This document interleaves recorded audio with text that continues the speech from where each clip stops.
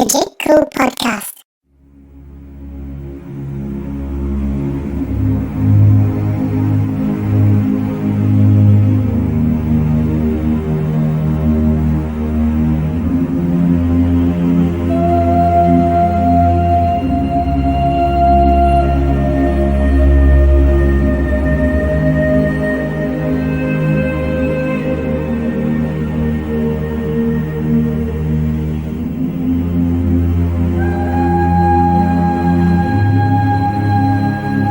Give the people an ideal to strive towards.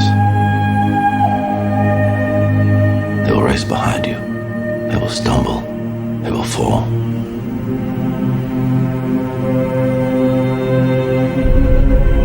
But in time, they will join you in the sun. In time, you will help them accomplish wonders.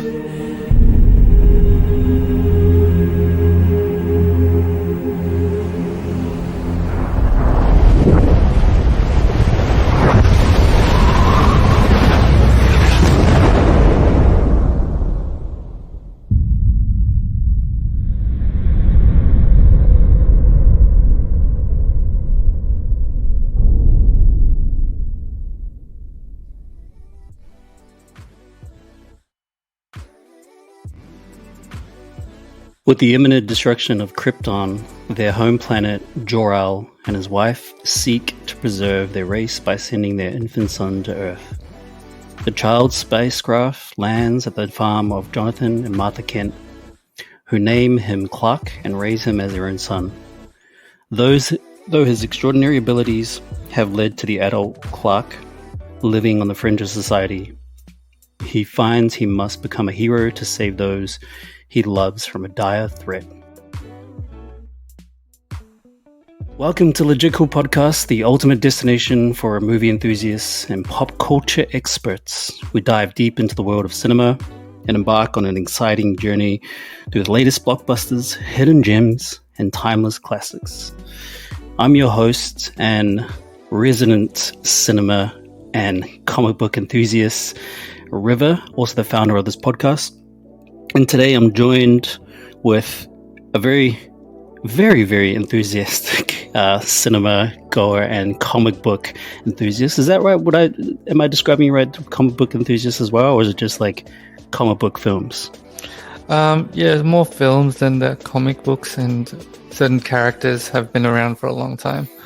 So yeah. And I'm assuming that character is Superman. He's the OG. Yes, he's the one who started it. The OG. Yeah. The OG, nice. Joined by my friend, Abhi Pai. How you doing? I'm good, River. Thanks for having me. How are you?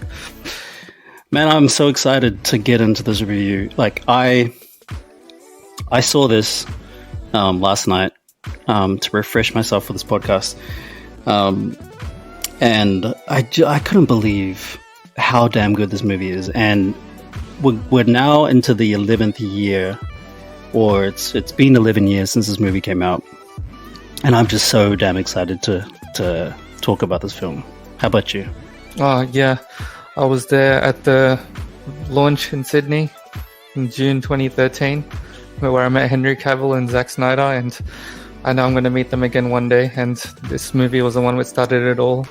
Birth of the Snyderverse, which so unceremoniously got destroyed by James Gunn. But anyway, we'll talk about that later.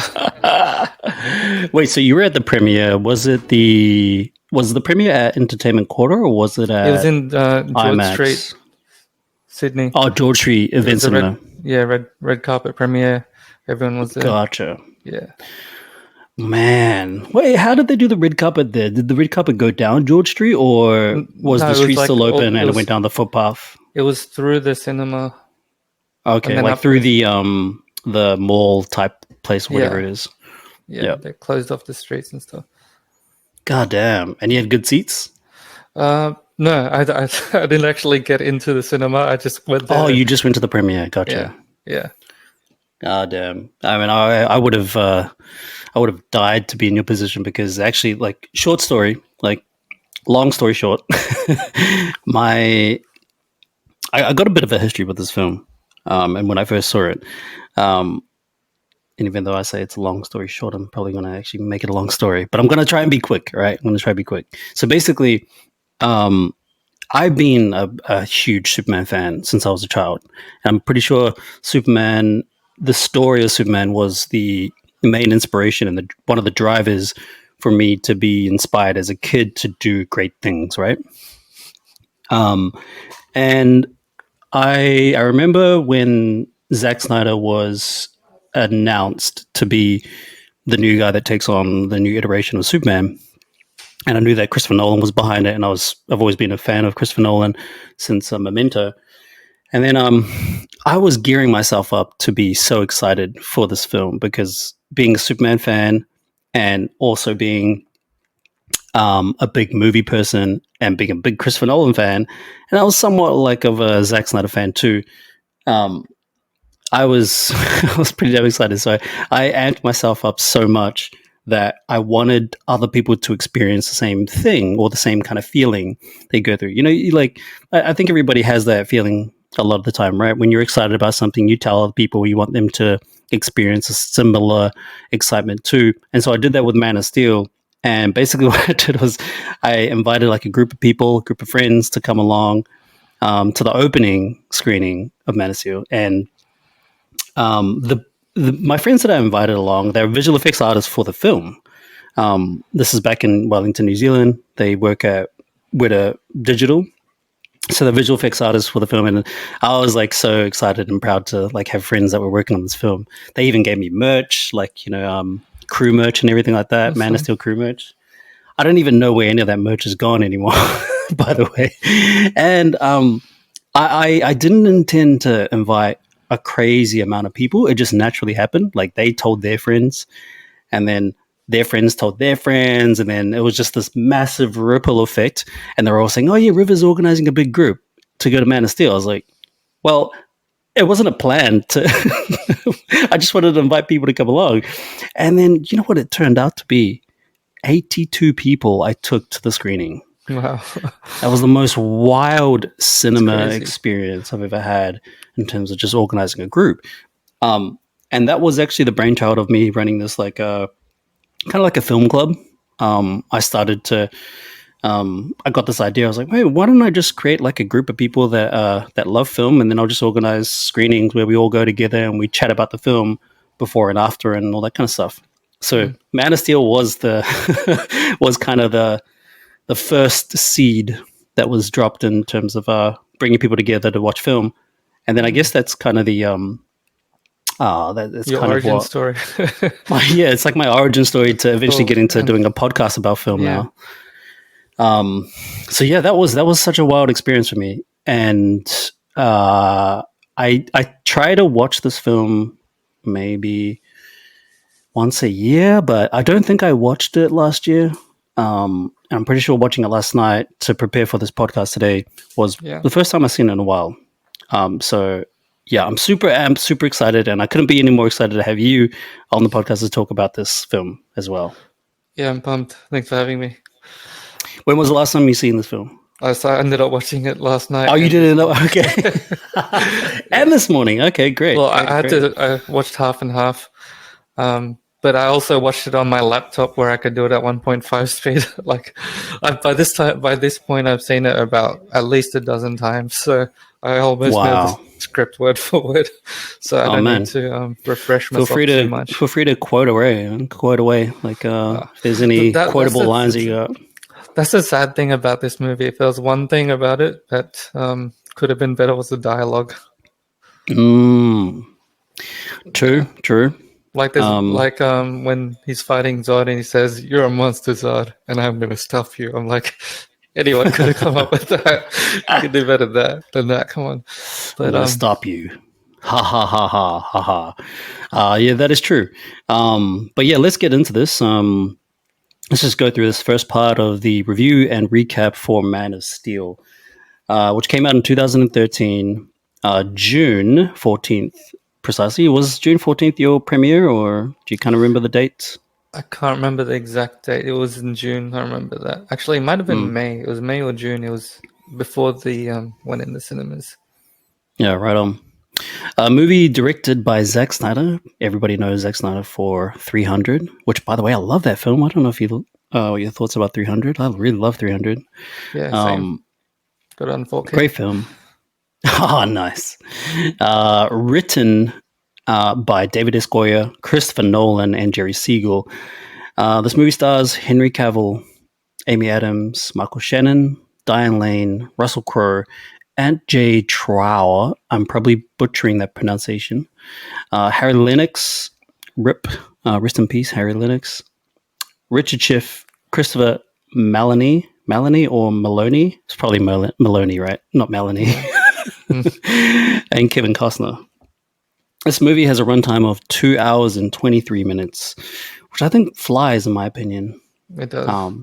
It's probably all the raging excitement that I have for this film. It's probably why it feels like it races a bit. And this movie had a budget of $225 million, and it had a total box office intake of $670 million. Do you think it deserved more? Do you think it deserved to be in the billion-dollar club? I think for what it deserved to be, it should have hit $1 billion. That's true. But I also think I know logically it's acceptable. But I think it's acceptable in my biased eyes. Yeah, exactly. I'm the same too. My bias eyes, I think it deserves to be in the billion-dollar club. But I think it's a fair box office intake, considering what Superman as a story or as a film has gone through in the previous years, right? The most previous Superman movie to this was the 2005 Superman Returns, which, by the way, I watched recently too, because somebody on the on 2006, Instagram, I think. 2006. Okay, sorry, 2006. Somebody on our Instagram requested that we review Superman Returns. I was like, look, I'm going to watch it. Like, you gave me an idea. I should watch it. I watched it and I was kind of like, that plane scene and the minigun scene, they never get old. Man, the plane scene is the best scene in the entire film. And it's kind of cool. Like, I enjoy it. It's not a great movie, but I enjoy it, and I enjoy the nostalgic aspects of it. And I understand like what Bryan Singer was trying to do with that film, but it's actually kind of boring though. Yeah. It's there's a lot of people standing around talking about nothing to do with the story, really. Anyway, I think Brandon Routh did a good job, though. I think I think he did a good job. Yeah, he was very much a Christopher Reeve clone, though. Yeah, pretty much. I think if that was the notes that he was given, if that was the notes and the direction that he was given from Bryan Singer, I think he nailed it. Man of Steel has a Rotten Tomatoes score of 56 by the critics and 75 by the audience. Man, the critics are whack, man. Yeah. They have no idea what they're talking about. Yeah, they don't.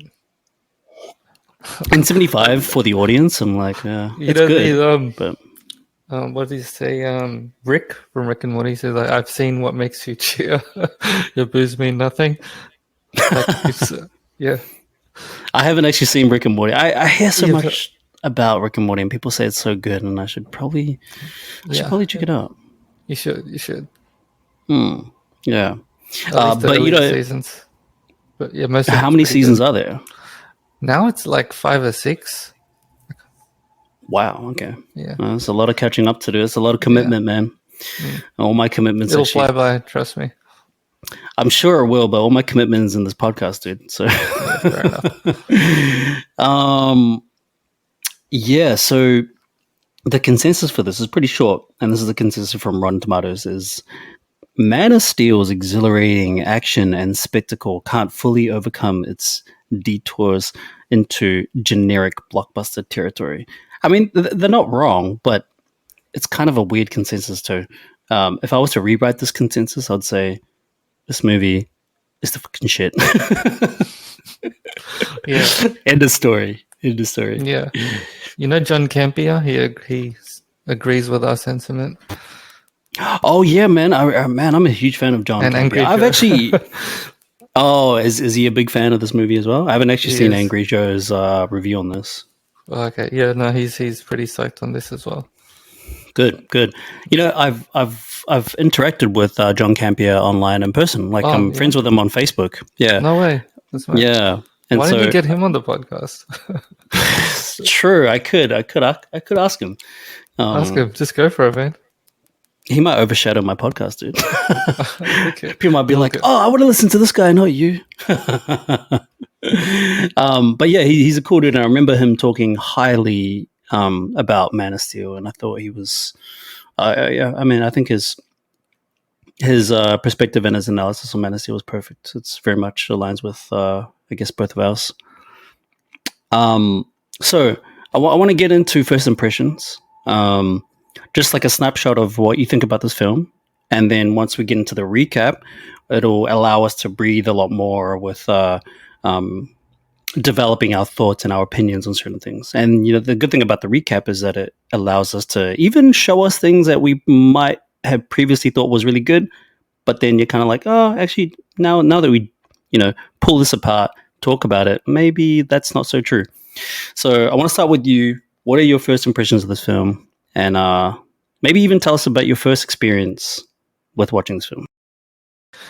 It was on opening night of the official one. It wasn't during the premiere, but I went with a bunch of friends as well, not as many as you.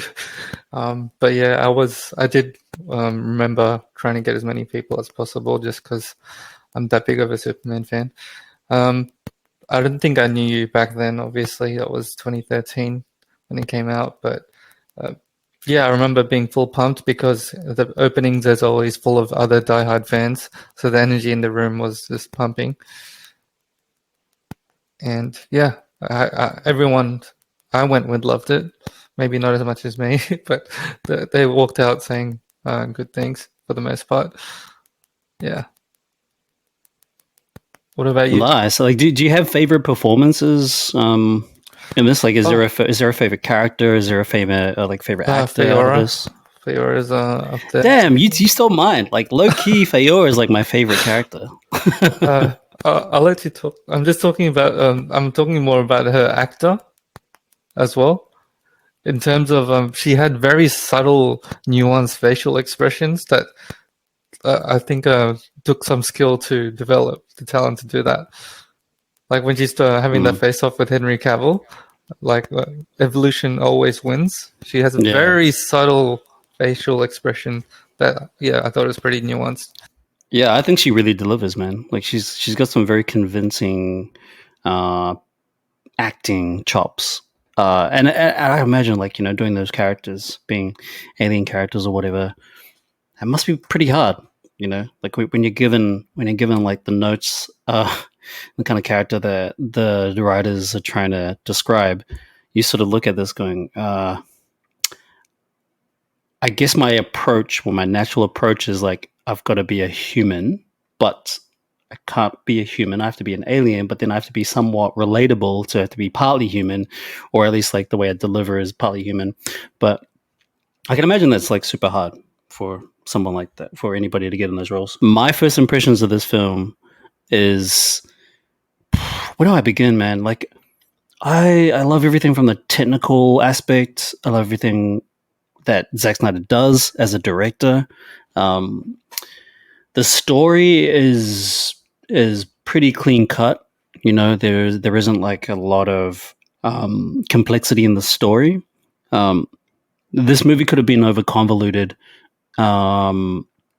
if they'd added like so many other things about like where they could have taken the story. And I like the fact that we just focus on the pure origin story of Superman. And that origin story is very focused on how he becomes or discovers his identity, right? I like that it's just all on that.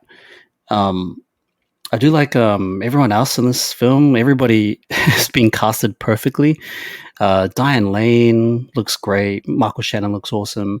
And Russell Crowe looks awesome. I noticed that everybody in this film is very good looking. And it kind of makes sense, like when you look at Henry Cavill, his biological parents have to be pretty good looking, right? And what's her name? Who plays his mom, his biological mom? I can't remember her name. I don't have her in the cast list, but I think she's Israeli. She's Yeah, Israeli. yeah. She's got like an Israeli name. She was Wilson Fisk's. Yes, in yes. Daredevil. Wilson Fisk's wife. Yeah, that's right. In Daredevil. She's great. Vanessa. Yeah, that's right. Vanessa is her name in Daredevil, but she's great, man. She's got this like really angelic, perfect bone structure of a face, and like yeah, she's stunning to look at, and I could believe that she would be the biological mom of Henry Cavill, you know, as he grows up. And Russell Crowe, like he looks really really good in this. I think Russell Crowe is a good looking guy as well. He's kind of relaxed a little bit in the recent years, but he looks great in this film. Her name is Islet Zura. Islet Zura. Wow. Even that name's majestic, isn't it? So yeah, everybody in this film looks great, man. And even Kevin Costner and Diane Lane, like those guys look very good looking too, even in their mature, older years. Yeah, and I just love the way that everybody played their part. I don't think anybody was underdeveloped or anything. I don't think there was any unnecessary parts of the film. I don't think it was a chunky film at all. I think it was written and directed in the way that I think it should have been. I do think the dialogue is pretty weak in a lot of it. And part of me wants to think that the dialogue is ripped out of the comics, or it feels like something that I would read in a comic, like the line that you were saying before, like how when Superman says, "You're a monster, Zod," and what does it say? I'm gonna kill you. I'm gonna stop you. That feels like something that I would read from a comic, you know. So yeah, man, I love everything about this movie, and the action sequences. Like when your expectations as a Superman fan, or if you're just a person that just wants to see a comic book film, then you want to see some good action sequences. And Zack Snyder couldn't be any more perfect for this. I remember like when I first watched this, I was like, "Oh my goodness! Like this is the Superman action that you want to see." Yeah, it's also the Dragon Ball Z. Oh my goodness! We deserve. It's like this what? thing. Yeah, it's this is the closest that we'll ever get to Dragon Ball Z live action. Yeah. So Fiora's scenes especially. Yeah. That's how it goes. And a couple more things I want to say about my first impression of this film is the visual effects are overwhelmingly incredible. What Weta Digital done to this film is phenomenal. I'm so glad that they got Weta to do it, because these guys are just kings in their craft. They also got guys like Double Negative, which I think is a studio based in London, and MPC, which is a studio based in Vancouver. But the main visual effects studio that helmed the project was Weta Digital, and if I'm not mistaken, the whole Krypton sequence was all done by Weta. So freaking Krypton looks amazing, man. Holy shit. Looks like a believable world. Just super crisp, clean visual effects. And I was so happy with the outcome of this. But yeah, man, I love this movie, man. I really, really love this movie. We're going to get in. I saw it at least 6 or 7 times in the cinemas while it was out. I think I might have beat you in that. I think I saw it more than, I know I saw it more than 10 times. Could have been 15 or something. Yeah. Wow. Yeah. I was blown away. Wish I could have done that. It's blown away. Yeah. We're going to get into the recap, the plot. Are you ready for this? Let's do it. All right. Let's do it.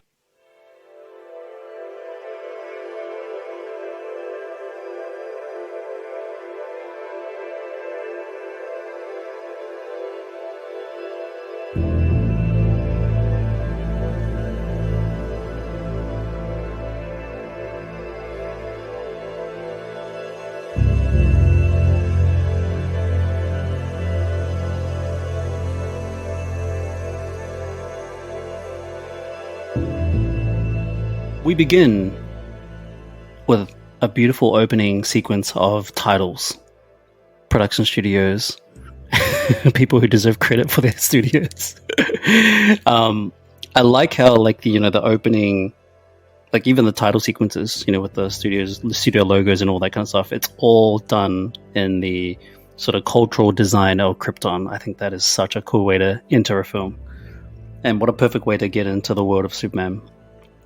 You got Warner Brothers, Syncopy, which is Christopher Nolan and Emma Thomas's studio, and who was it? Legendary Pictures, which was founded and is and CEO Thomas Tull or something like that. And then the DC logo is probably like the ugliest one that comes up. So we get into this whole like Krypton sequence, right? On the distant planet Krypton, Lara Lovan has just given birth to a son whom they name Kal-El. She and her husband Jor-El have birthed their son naturally, in violation of the basic laws of the planet, where babies are to be bred through genetic engineering with a planetary codex that imprints just what a person's place in life will be. Jor-El and his wife have chosen this path as their planet on the brink of destruction. Harvesting their planet's core for resources has made it unstable and on the brink of implosion. After the birth of his son, Jor-El appears before the Kryptonian Law Council, pleading with them to allow him to save the planet's growth codex and to search for a habitable world beyond Krypton. I want to point out the costume design, right? Actually, the costume design for the whole film, but especially for the Kryptonians and whoever that genius was. I think his name is Michael Wilkinson. I think he's a British guy. Incredible. I want to know what kind of like inspiration he got for the costume design, all the patterns and stuff, and the cloaks. And I think I remember Michael Wilkinson talking about how he wanted Krypton to be a caped society. Yeah, it was kind of his ideas, because if you want something to naturally evolve into what you see Superman's suit to be, with a cape and everything, is like it would make sense that he'd come from a cape society. And so if you notice, all the Kryptonians that you see in this opening scene, they're all got capes. Interesting, right? Yeah, except for the Warriors, though, because I mean, like when Zod at the end of the thing, he sheds off his suit. His one doesn't have the cape on it. Yeah. Oh, you mean at the end? I think it's because the cape was on his armor. Oh, yeah, the cape is on all their armors, like when they're wearing their kind of like battle-ready armor or military-grade armor. Yeah, they got capes on that. But he looks badass without the cape anyway, like when he takes it off and he's in that black suit. Like, jeez. He looks scary. But, the dialogue actually in this opening scene of Krypton, I think is kind of cool. The Kryptonian council. It was just exposition dump, but they had to do it to just... Yeah, well, I think it's not going to last that long anyway, I think it's worthy exposition dump, Like, yeah. The way they're all talking to each other. This has to get the film started. Yeah. I think it's earned, actually, all this exposition, because it creates a good backdrop for Henry Cavill or Clark Kent's discovery of Krypton as well. Because if you can imagine this film without having all this exposition and this opening sequence of Krypton, I think it would have made for a story that has quite a lot of holes, because all the questions that Clark ends up asking, which is the same questions that we're all wondering as audience, right? A lot of it would still be looming questions in the air, like, oh, I wonder what Krypton would have been like, or I wonder like what the people of Krypton were like. So it is an exposition, but I think it's actually quite worthy of it. And I like how we establish General Zod pretty quick, right? The type of person he is and what he set out to do. He's the ultimate fighting, killing machine for Krypton, and I guess he's worthy of being in that general position. So yeah, it's kind of cool. However, the council is suddenly set upon General Drusod and numerous Sword of Rao followers. I don't even know what Sword of Rao. Sword of Rao. I can't remember what that is. Swiftly murdering High Eminence Rawzar and intending to take control of the planet in coup d'etat. Oh, how do you say that? Coup d'etat. Coup d'etat? Something like that. Which is basically a coup, right? Although Jor-El likewise disagrees with council, he refuses to join General Zod despite being a former longtime friend of the latter. I want to see that story. I want to see that movie, Jor-El and General Zod, like the origin story of them becoming friends. That'd be pretty cool. Zod. Yeah, except it would be too old for it now. Yeah, they'd have to CG their faces. You can do it with AI these days. Yeah. Zod orders Jor-El to be arrested, but Jor-El quickly escapes and flees to an area nearby, wherein the planet's birthing chamber resides. Stealing the growth codex from the chamber, Jor-El races back to his home, where his wife Lara has found a planet to send their baby, the planet Earth. Seemingly intelligent population. I was thinking, maybe they're analyzing like Albert Einstein. They're using like this one person to represent the seemingly intelligent population. No, I think we're intelligent. I'm like, yeah, maybe you should have looked deeper into other parts of the world. And then what does Lara say? Lara says something like, he'll be an outcast. They'll kill him. And then what does he say? How? Yeah, that's right. How? He will be a god to them. That's also in the trailer as well. I think it's in the second official trailer. That's like 2 minutes and 33 seconds or something like that. You know, he was basically created as an allegory for like Moses and Jesus. Yeah, for sure. I mean, there's so much religious like symbolism, iconography. Yeah. It's all very, very. It's very like Jesus heavy iconography, especially like the sequence where he like flies out of the spaceship. He floats out of the ship. When he's sitting in the chapel as well, and Jesus is like blurred out in the background. It's like, yeah, it's pretty heavy on that.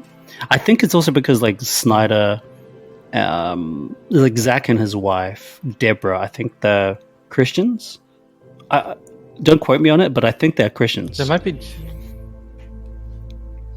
Christian or Jewish. Jewish. Sure. I think it would make more sense that they're Christian because there's a lot of like, it's a lot of Christendom and like Christology. Is that what they call it? The study of Christ. Well, let's say Judeo-Christian, I guess. Yeah, it's probably more fitting. Yeah. Though Lara is sad at the loss of their child, Jor-El claims he will be free of the limitations imposed by Kryptonians and prosper among humanity. It's so cool in this sequence when Zod infiltrates the House of Al, and the freaking boxing match that he has with Jor-El is awesome. Like the 1-2 punch that Jor-El does on him, and it's such a cool brawl, and it's a really good way to give us like a hint or a tease as to what the action's going to be like. It's great. And Jor-El's like the ultimate badass. He's a scientist, and even though he was bred to be a scientist, he could still take out the general who was bred to be a exactly. fighter. It's kind of like, man, how does his biological son Kal-El not have these fighting skills? He didn't inherit them. He lost that inheritance. Well, on Earth he didn't really need them. Yeah, I guess he didn't need them. Yeah, and being raised on a farm probably doesn't lead way to building any kind of skill around fighting. Where were you raised? Yeah, that's a good line, by the way. That's a very good line. Yeah. Yeah. Is there anything else you wanted to talk about this opening scene of Krypton? Some cool Easter eggs in the scene as well. One of the Easter eggs is there's the shattered or the cracked moon in the background. When you see the opening establishing shot of Krypton, and it's got that weird kind of rhino, whatever it is, or the Kryptonian rhino, and it roars. It's like roar, and you see in the background there's a cracked moon, and that cracked moon is in the comics. what is it called? I think that cracked moon has got something to do with the character Jaxa, who's a scientist. Who's a scientist in Krypton, and he's also in the film as well. Yeah. He's the guy that takes the blood from Clark. Yeah. Christopher McKenzie or something. Okay. I don't know his name. But yeah, he's been in a bunch of TV shows. He was in Smallville as well. Oh, right. Yeah. There's a lot of Smallville. There's a lot of Smallville cameos. Yeah. But yeah, so Jaxa, like, is it's something he was doing an experiment. I think I'm probably like completely butchering the story, but it's something to do with him, and he's the reason why there's a cracked moon in the background. I think it was like an experiment he was trying to do, and he explodes the moon, and then Zack Snyder puts that as an Easter egg. And I'm kind of like, well, the cracked moon. Can't remember which comic it's from, but yeah, that's a little Easter egg in there. Yeah, so straight from there we get into, it's pretty efficient, I think. Like, as much as I wanted to spend more time in Krypton, I would have loved to see more and more. Like, can you imagine like a whole movie on Krypton? That would be freaking amazing. Imagine if that was like the first movie and then we get Man of Steel. It would never happen in a million years because studios would be like, nobody wants to learn about Krypton. And you know what? We tried it with TV series and people hated it.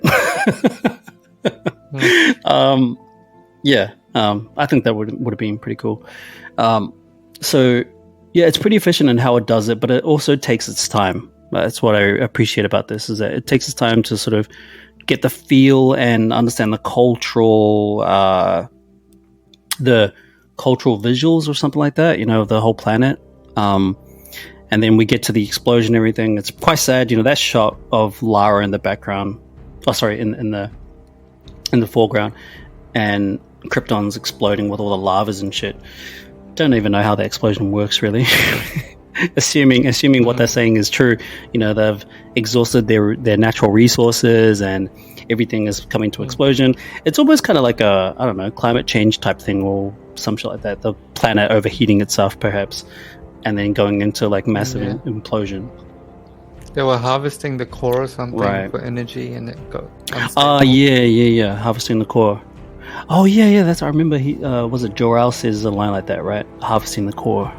Harvesting the core is suicide. Yeah. That's right, harvesting the core is suicide. So the explosion happens. It's a cool explosion, by the way. Great explosion. I can imagine that's how planets explode, right? I love how it like sucks in for a second and then a massive like nuclear shock, but then it hovers around because of, I guess, the lack of gravity or whatever. Pretty cool. And then we see his ship fly past a bunch of planets, the moon, Saturn, or whatever.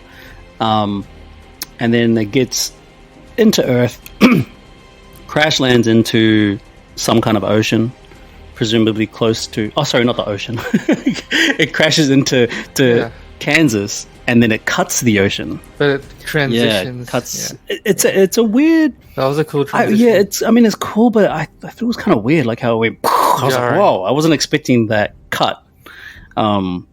It's like... Well, that's the point. I guess it was the point, but yeah, I thought the editor was like freaking just a bit high in that situation. Like, we're just gonna cut like this. Maybe. But yeah, it drops you in the thick of it while he's just discovering who he is. Pretty much. Oh, actually, something that we didn't touch on. We'll touch on it really quick back on Krypton. As a punishment, General Zod and his Sword of Ra followers are banished to the Phantom Zone by High Eminence Law M. You are sentenced to 300 cycles? No, 300 cycles of somatic reconditioning. Man, I want to say that. I want to be a judge and say that to someone. You are sentenced to 300 years of somatic reconditioning. That's pretty cool. And I also like what Michael Shannon says. He says like, you would sever your heads or something like that. No, you won't sell. You won't sell your hands, but you'd damn us to eternity, to a black hole.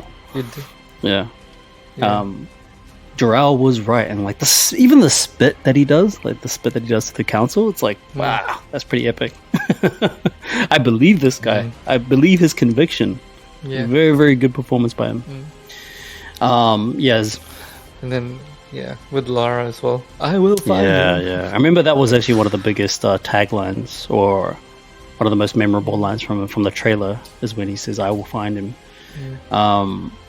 And I like Lara's reaction. Like, she's pissed, but she's emotional, but she's also satisfied with seeing the somatic reconditioning, or the jail, the Kryptonian jail. I'd hate to be in that jail, man. That looks scary. I'm happy with Earth's jail. And the very phallic missile thingies which they get turned into. And then they all get solidified into a bunch of dicks. Weird. I don't know. Like the design choice in this, I don't know if they realized. You'd have to think that they didn't realize. It was too. I don't know how they couldn't realize. It was too close, right?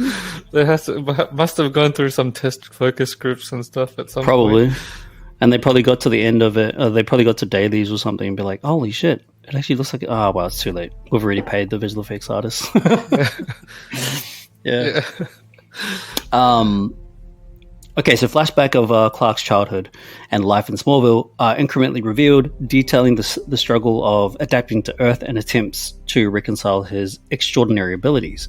As a child, it is shown that on a particular day in elementary school, Clark experiences a sensory overload as his X-ray vision activates uncontrollably while also taking numerous sounds agitating him. Locking himself in a supply closet, Martha arrives and helps Clark to overcome the sensory overload by guiding him to a focus only on what he wants to, in this case, his mother's voice. Years later, as a teenager, Clark saves numerous of his fellow students when their bus accidentally crashes into a river, causing his abilities to be exposed. Jonathan Kent eventually reveals to a young Clark of his alien heritage by showing him the pod Clark arrived in as an explanation to his abilities.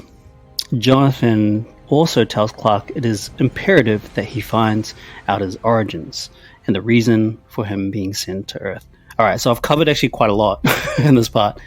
I want to go back to where he's first experiencing X-ray vision. He goes to the closet, and he locks himself in the closet. Presumably there's a lot of time being passed because it takes, I don't know, I'm assuming like they don't live that close to the school. Presumably there's a bit of a time, like, you know. Yeah. Maybe they do live close. I don't know. It's a farm. Yeah, she was there pretty instantly. Maybe she was working as a teacher. Maybe. But I presume that, you know, he's been in the closet for a bit. She arrives and then she says, focus on my voice. And I think this is such an important part to his character. And it's really, really good character building for how he gets shaped and molded into this noble, moral force for good, right? Really, really good scripting here. And I just like how the score is utilized really well in this scene as well, you know, with Hans Zimmer's score. It's like that gentle piano in the background. It's perfect. I like it. Yeah.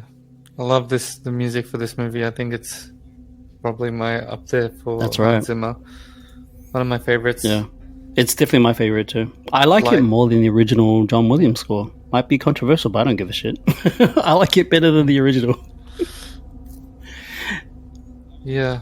I was raised on the original. So I was raised on the original too, man. I was raised on the original too. Yeah. Like, that's how I fell in love with Superman. Was the first Superman movie. Actually, Superman 2 was my favorite. I liked Richard Donner's one, but Superman 2 is better, actually. Yeah, same with General Zod and the Krypton do-badders is what they called them. Yeah, so this scene's cool. I think it does a lot for his character. It does a lot for even Martha as a strong parental figure in his life. And when we cut back to other flashbacks where he's exposing his abilities, and then I like this moment that he has with his father, or his foster father, Jonathan Kent, where he's sitting on the truck and they're having this moment where he's basically coaching or like teaching him, giving him some insight as to what would happen if he were to expose himself. And it's a good way to really establish his trust and connection with his father or his foster father. And I just like how this whole scene is done, and really, really interesting lines of when Clark says, what was I supposed to do? Let him die? And then he says, maybe. That's what I didn't, because I really compared a lot of that with Smallville, because I was also grew up on Smallville too, and the Jonathan Kent on Smallville would never say maybe to letting other people die. So I'm just thinking, like, I didn't agree with him saying maybe. Yeah, I can totally understand that, but I think the world that David S. Goyer and Zach is building here is a world where there are these incredible possibilities where you have to be. I think Jonathan just is very much aware of like what the consequences would be in kind of like a modern age, right? And he's trying to protect his son for what these consequences could be. And I think this creates a strong anchor for the type of realism that these guys are building in the story. Yeah, and it also, I suppose, is the setup for why he takes it so seriously, because he even let his dad take his own life essentially by listening to him. So when he does reveal himself to the world later, after all of that, it's got even more weight behind it. Yeah, exactly. Like the payoff. He was raised exactly, on the that payoff is much yeah. greater because the world itself is perceiving this God character not in a way that is accepting. Everybody's puzzled. Everybody's like everything that they've believed up until that point, where people cannot fly, defy gravity, or have extraordinary powers. Everybody is apprehensive to even accept anything like that, because everything has crumbled, right? All their beliefs is crumbled. So it makes sense to me that his father would say something like, maybe you could have, because realistically, this can't even happen. So so maybe you have to let some like certain things go. And that's a lesson that he learns like very, very young, and he learns to accept that later in his life, especially when he loses his father. Years later, Clark drifts around North America on a pilgrimage on a ship. On board a ship. He and his crew are soon alerted to a distress call for the help of flaming oil rig. Clark quickly disappears from the ship and is on the rig moments later, rescuing the crew and getting them to board a Coast Guard chopper. He is unable to join them as he rushes to keep a part of the rig collapsing. As the chopper flies away with the rig's crew, the rig collapses down on him and ends up floating in the water. Clark manages to return to land and borrow some clothes. When I first saw the scene, I was like, wait, he could only do that? By the way, he's not floating on the water, he's underneath the whales. Yeah, that's right. Yeah, he is underneath the whales. He's underneath. I remember somebody saying, it is a cool shot. I remember somebody saying, oh, is this the introduction of Aquaman? Yeah. Maybe too soon, but I'm pretty sure Zack Snyder had it in his mind, or at the back of his mind. It's like, maybe this is a scene where Aquaman is, he understands what's going on, or maybe that whole oil rig catching on fire was the doing of Aquaman. That could be cool. Yeah, I remember like seeing this and thinking, wait, it's a cool shot, and it's very kind of 300-esque, where he's holding the rig, but then he just holds it enough to give them enough time to get away. I was like, wow, he couldn't have like held it up even further. No, I think because the weight, the steel beams were melting. Yeah. So it did fall over. Like he couldn't hold it up. I sort of literally pinned it as he's still developing his strength, but he doesn't really know how to utilize his strength. I'm not saying that he wasn't strong enough to do it, but he was just trying to use or understand how his strength works through physics. Maybe, I don't know. Clark then gets a job at a diner in Canada. As he works, he hears some soldiers talking quietly about some object found in the ice in the north. When a trucker in the diner starts harassing one of the waitresses, Clark warns the man to stop. The trucker taunts Clark and splashes him with a drink. Retaining his anger, Clark takes off his apron and leaves the stop without saying a word as the trucker continues to taunt him by throwing a can at his neck. Later, as the trucker leaves, he is shocked to find his rig impaled on several of the tree logs he was hauling. No, it's actually really cool. I like how the story moves at a very, very good pace, and it's very efficient storytelling. He's picking up bits and pieces on where he needs to go to discover certain things because he's on this journey to find his origin, right? And I do like these little moments that it takes where he's in the diner and he has a little bit of confrontation and he's holding back. You know, I can imagine if I was in that situation, I'll be mad as hell. I'll probably like throw him through a window or something. maybe not, but it's like I can imagine it'd be tempting having powers like he has, right? To just do whatever he wants, and I guess he takes it out in the best scenario possible instead of like impaling the guy on a bunch of tree logs or anything. But I do like the way that guy pushes him. He goes to push him and then he sort of rebounds backwards. It's a really cool display of his power. He doesn't even flinch. What you hear is the that's pretty cool. Yeah. He was in Smallville too. He was the Ryan's dad. Oh, he was in Smallville as well, the TV series. Oh, wow. Yeah. He was whose dad? I think there was about 22 or 20. There was over 20 cast members from Smallville who were in Men of Steel. Wow. Is that, wait, who's Ryan's dad? Ryan's the kid who got like cancer or something. He could read minds. He was in like 2 episodes. In the first season? It was like season 1 and season 3. And he played the father. Yeah. No, he played that guy played the dad of Ryan, adoptive dad. There you go. Yeah. Lois Lane, a reporter of the Daily Planet newspaper, lands at the base in Canada where the investigation of the object Clark overheard earlier is taking place. There she is met by Professor Emil Hamilton and Colonel Nathan Hardy. Lois is informed that drilling is still commencing within the ice to uncover the craft, but ice drilling tests have at least confirmed that the ice surrounding the object is 10,000 years old. This is the weird thing. Oh, what does it say? It says, but the weird thing is that the ice surrounding the object is over 10,000 years old. This is kind of bizarre to me because I'm thinking, okay, the object, I guess, is unidentifiable. It's like a UFO, essentially. They're not really sure what it is. But then I thought it was weird how he says the ice is over 1,000 years old. The ice surrounding it is over 10,000 years old.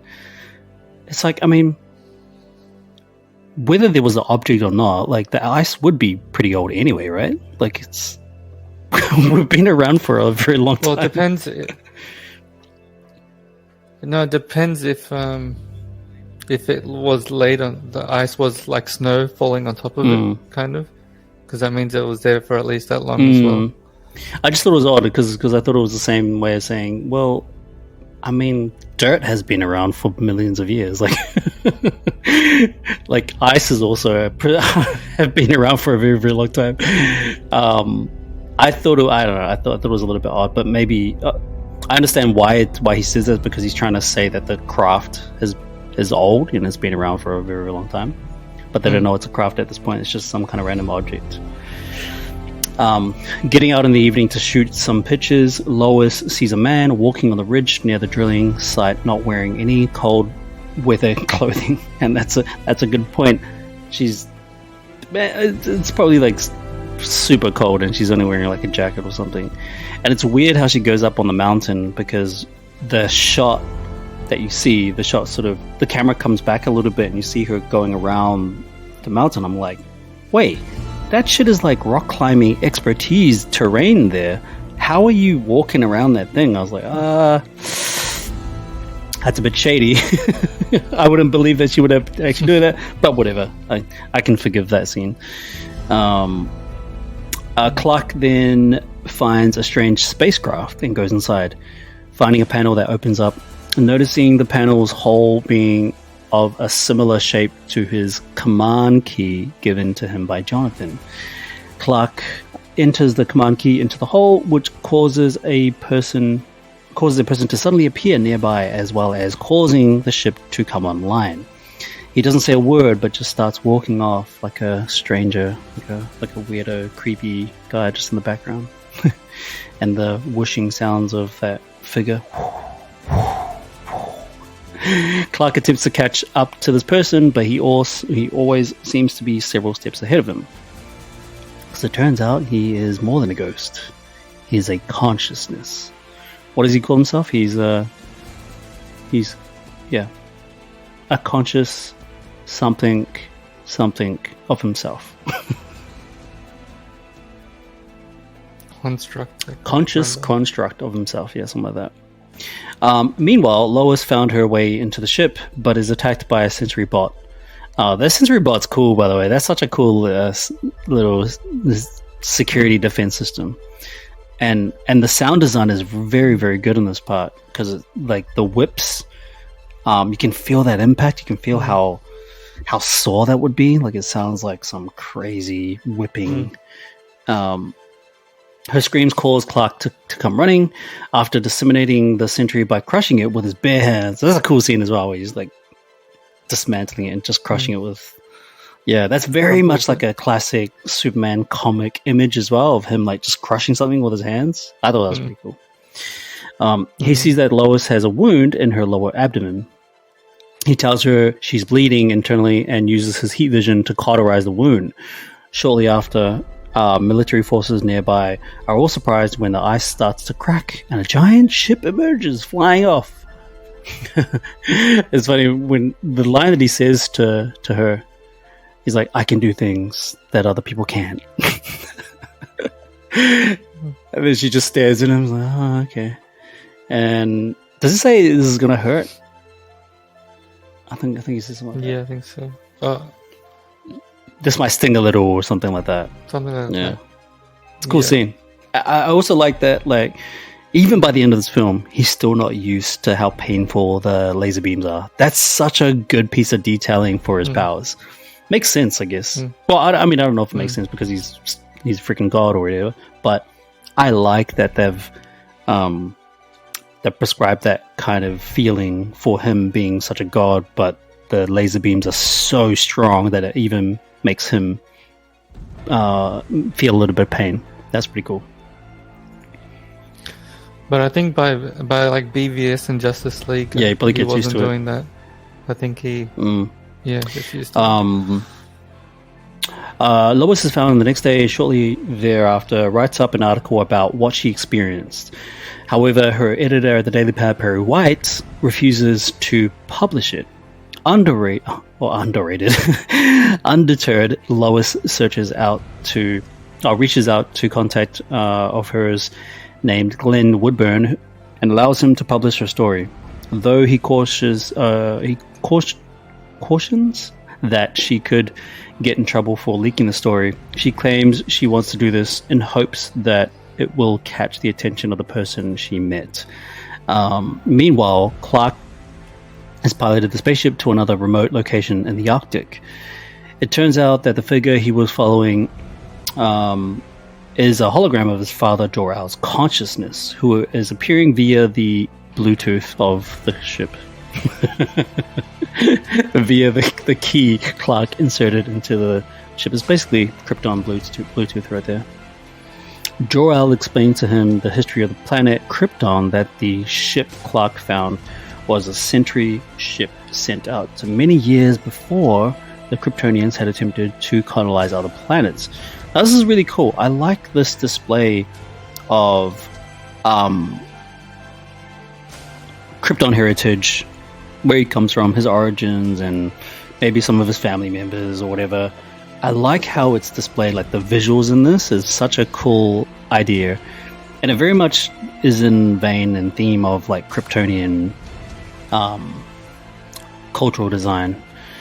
I think it's pretty cool. There's a cool Easter egg in this as well. I don't know if you picked up on this, but there's a cool Easter egg. The way that we see his ship in this like visual presentation, the ship, that design of the ship is the same design of the ship in the first Superman movie by Richard Donner. Yeah, I'll have to rewatch it. Yeah, it's a cool little Easter egg. I think I found out that Easter egg from a Zack Snyder interview. He's like, yeah, if you look closely at the presentation, it's like I did the design of like the Richard Donner first movie. He's the king of Easter eggs. He's the king of like doing comic book movies. Yeah, homages. He should do more. He literally puts the frames from the comics up on. But he also finds ways to make it relevant too. You know, he finds a place for these Easter eggs and comic pages. You know, they're not out of place when you see them in a film. Jor-El explains to him the history. Okay, I read that part. At the ship's Genesis chamber, Jor-El tells Clark of how the creation of artificial birth control caused him and Lara to believe Krypton lost something precious, the element of choice. The nature of Kal's birth was the embodiment of the belief of aspiring to greater things rather than having a predetermined way of life. This is cool. This is a lot of philosophy, actually, that's depicted in these scenes. There's a lot of... there's this... I guess it's like... There's undertones of political issues here as well. Not undertones, I mean actual political issues within Krypton. You know, Krypton was essentially like a totalitarian state, right? Where the state was in full control of what their future was going to be like, very deterministic about how they wanted their species to propagate. And then you have someone like Jor-El and Lara, who are very much of the kind that we should have choice and we should have freedom. And we're going to embody these beliefs into our son, our greatest creation of all, natural birth. Can you see the world going into that direction 50 years from now? Artificial birth control? That'd be crazy, Yeah.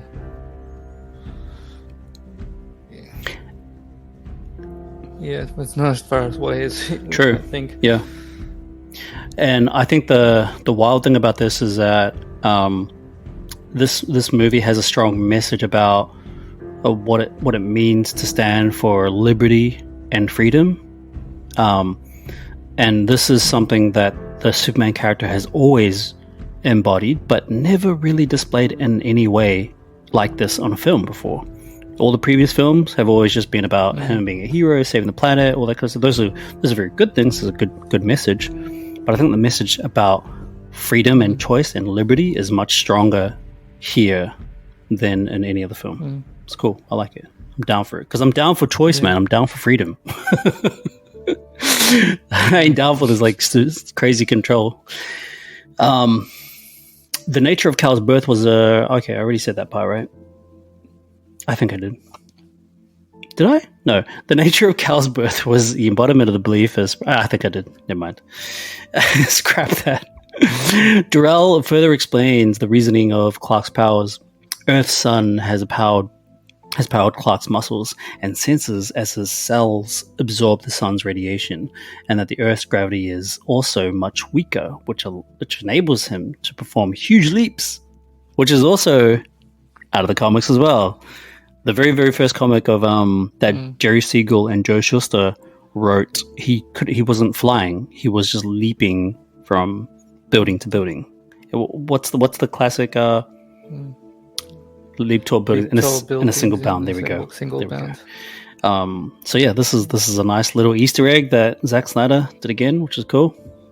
And I like the exposition is quite a lot in this, but I really enjoy it because it doesn't linger, like it doesn't like slow down or just freaking linger around for just like this annoying piece of exposition. I think it's actually good. And then the Hans Zimmer score during the flight. Yeah, scene, yeah. All the obviously. build up to this, like with Jor-El's voice in the background, like he's a consciousness, but he's also kind of doing a voiceover for a little bit of a montage, explaining how his powers work. I think all of this stuff is really, really good storytelling, and it's also you'll give them an you'll give them an idea. towards That's right. I think all these words were actually taken out of what's his name? Something Morrison, Grant Morrison's All-Star Superman. All-Star Superman. There's like a few pages where he's learning about his powers and Jor-El's like guiding him and I think this is straight out of All-Star Superman. Yeah. Shout out to Grant Morrison, one of the greatest comic book writers of all time. Jor-El also shows Clark a dark blue and red uniform that will symbolize his mission to help the people of Earth and act as their guardian. Stepping outside the ship, Clark begins to push his powers, first taking flying leaps before eventually being able to fly at great speeds, breaking the sound barrier. Now this is cool. When the Kryptonian ship opens up and it's the silhouette and the cape, oh man, what a majestic moment. And it's perfect because like you're saying, Hans Zimmer's score and the way it finds its way to gently increase and to start building this emotional and majestic scene. Like majesty's kind of like the only word that I like to describe this scene, because the score recognizes that. It recognizes how majestic this guy is, this character is, and it's just everything that is shot about this is awesome. I like the camera, how it goes behind him when he's sort of floating or maybe standing, I guess. I don't think he's floating at this point, but he's just standing. And the capes in the background. It's just beautiful shots. Great shots of this. And when he's leaping from about, that's also kind of like a Easter egg, except it's not buildings, it's mountains. It's cool, man, the way the mountains like shatter and stuff, and how he's like, leaping and shit. And then eventually when he finds his moment and he kneels, and he has his fist, and the camera does a nice slow close-up on his fist, and then you see the rocks start to float around him. That's the Dragon Ball Z moment that we all want, but we don't have it. But this is the best that we get, the Dragon Ball Z moment, where he's doing a power-up off of the not the cliff, but the rock or something like that. And then he just shoots into the sky, and then the score like, dun, dun, dun. Oh my god, what a moment! It's such a really well-earned moment getting up to that, because we're pretty much halfway through the film at this point, and we've earned every moment to get to this point because all the exposition has really paid off to this. I love it. I'm a Superman fan, man. Breaking the sound barrier. Oh man, the sound barrier breaks are awesome. And actually my favorite moment of the sound barrier break, which is in the very first teaser that's played at the beginning of this podcast, where it's at the end, all you hear is the sound effects where he's like, whoa. That part happens when they figure out what they're going to do next to take down Zod, and that's when he flies over to the Indian Ocean. Yeah. And so that scene where he's breaking the sound barrier, that's my favorite scene of breaking that sound barrier. Meanwhile, Lois begins tracking down leads to her mystery man. Her sleuthing leads her to Smallville, and eventually Martha Kent visiting the grave of Jonathan Kent. She is surprised when her mystery man appears. What is it? Albeit nondescript clothing.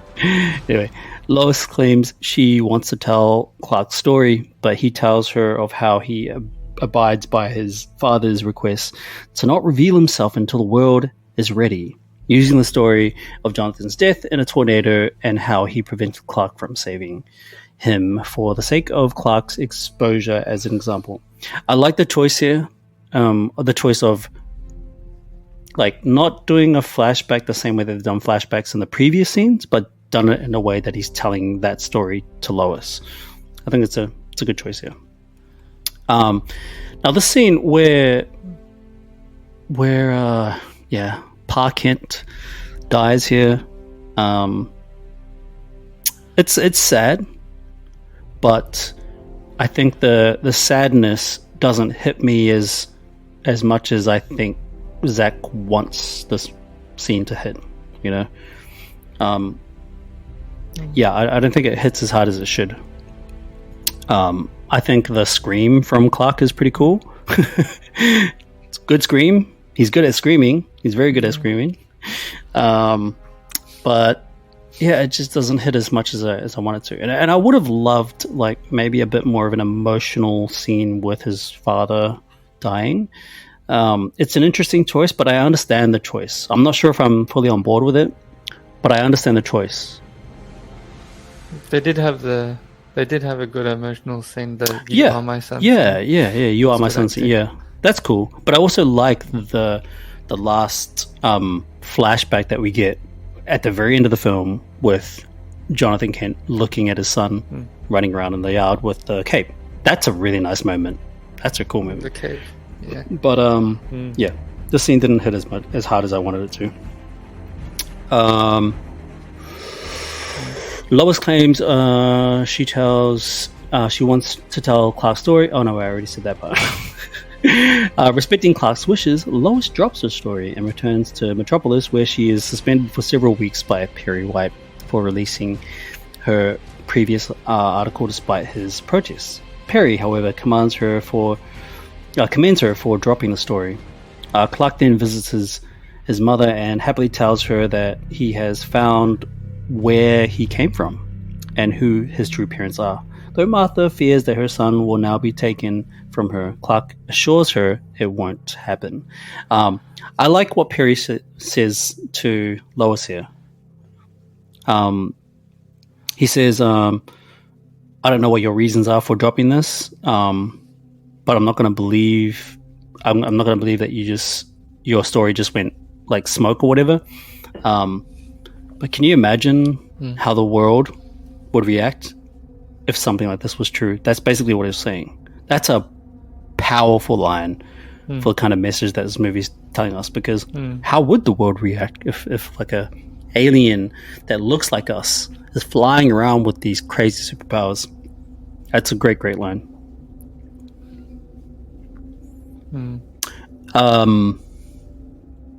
Yeah, the Martha fears her. Yeah, and this is a cool moment between her and Clark, like Martha and Clark.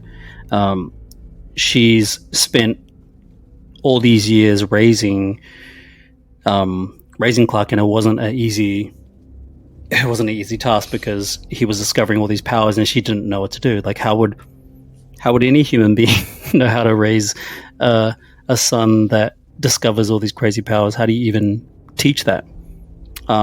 And I like how it's explained here through. This is good dialogue actually, where she says, "It wasn't very hard. Oh, sorry, it wasn't very easy to raise you because after all these years, I didn't think there'll be a moment where I had to let you go because it was so difficult. But I'm proud of you."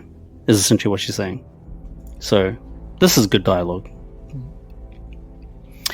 Perry and Lois watches Zod's message. Meanwhile, the military has received word of a strange ship in geosynchronous orbit. These big words in this movie. Geosynchronous and somatic reconditioning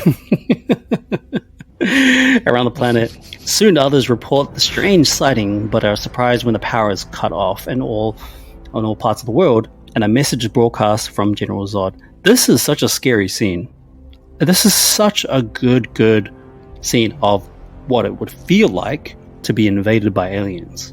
It's perfect. I like how the movie is part action, part sci-fi, part horror, but still has a glaring position of hope. This is really cool. I like it. Like it's quite creepy, and how the message kind of gets transmitted in whatever way possible, and it gets, you know, everybody else in the world that doesn't speak English as their first language gets the Google Translate service, which is quite nice. He threatens Earth by demanding either the people of the Earth hand over Kal-El or Kal-El do it himself within 24 hours or consequences will ensue. A worldwide manhunt is initiated to find Clark, where the world debates over the alien threat. Glenn Woodburn is interviewed about the aliens drops Lois's name, which soon results in numerous FBI agents being sent to her intercept her. She is then held in custody by the army. It's pretty funny how this whole thing happens, and Lois gets thrown on the bus, and she's trying to run away, and the FBI get her. And also, a reminder that, you know, America is also representing the world. But, you know, in fairness, you know, like he landed in Kansas in America, so it makes sense. Back in Smallville, Clark goes to a local church and confesses to the pastor there that he is the one that extraterrestrials are searching for. Why is that even a word there? Though he admits he is conflicted, he doesn't trust that General Zod will leave Earth in peace. But he is also wondering if he should trust humanity. His decision is made when the pastor tells him that sometimes one must take a leap of faith. I think this is also a good moment and good character moment for him, where he's we see the inner conflict that he's going through, and he knows that humanity can't be trusted, but from everything that he's been learning from his biological father or biological parents, as well as his foster parents, that humanity has a good side, but he has to be reminded that in different parts of the film. And you presume that the Kents and Clark have been going to church for a very long time, hence why he's at the church. Because otherwise it's one of those things where you have to just, it's like off-screen stuff, right? And you have to believe that off-screen stuff is true, and he's now in the church. Otherwise, it's kind of random. He's in the church. It seems like shoehorned religious messages, I suppose. I don't know. I've heard other people say, "Oh, this is kind of weird how he's in church. Why is he in church?" Like, look, it's not explained, but you have to presume that his family is a church-going family. And he goes to the one place that he thinks that is going to be the right answer, or get the right answers. How do you feel about all this, like, religious symbolism and iconography? Like I said, well, actually, I'm not sure if I mentioned this, but the archetype of Superman is based on, like, Moses and Jesus, so it's to be expected that there'd be some throwbacks to them. That's true. Hope. Clark then appears before the army in his Kryptonian suit, willing to surrender on condition that he can meet with Lois and that she be freed. Clark is handcuffed, and he and Lois have a short conversation in an interrogation room. She asks him about the S on his chest, which he tells her later is not an S, as humans know it, but the Kryptonian symbol of hope. It's not an S. On my world, it means hope. Well, here it means S. kind of like the choppy dialogue, in my opinion. But I know that, like, this idea of the S being a symbol of hope comes from Grant Morrison, in the, what is it called? In the what was the comic that we said before? All-Star Superman. I was gonna say, like, All-Star Superman? I don't know, Man of Steel or something. That's the name of the movie. Yeah, I think that that whole idea comes directly from Grant Morrison's All-Star Superman. It's a symbol of hope. But yeah, kind of choppy, cheesy dialogue as well. On here, it's an S. And then it says, "Why don't we? What does it stand for?" Oh no, she says, "Oh, how does she say, like, it should stand for Superman, but then it gets cut off?" Yeah, that's right. How about for? And then I'm glad that it cuts off. It's kind of cool. Because you don't want to really fully commit to that cheesy line. Call it Superman. It's too obvious on the nose.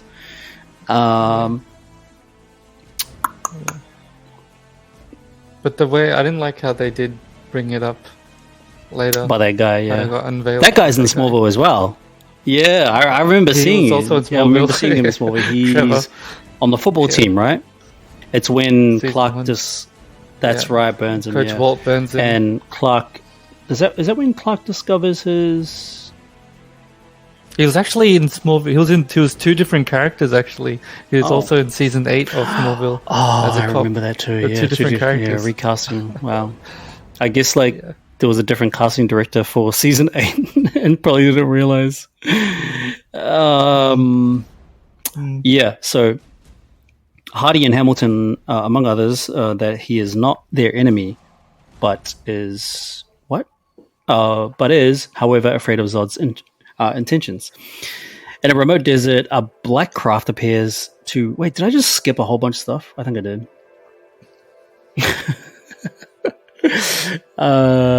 Convinces the boss of... Okay, Clark appears to the army in his Kryptonian suit, willing to surrender on the condition... Yeah, okay, I read that part. Okay, no, I didn't skip it. In a remote desert, a black craft appears to bring him to Zod's ship. The craft is commanded by Feora Ul, Feora Ul, who also demands of General Swanwick that Lois also is taken with them. Though Colonel Hardy points out that the deal was originally for the alien to be handed over, Lois goes along anyway. Before they reach Zod's ship, Lois is fitted with the breathing apparatus, as the atmosphere on the ship will not be suitable for her. When Feora is distracted, Clark slips Lois the command key he used to restart the Arctic ship.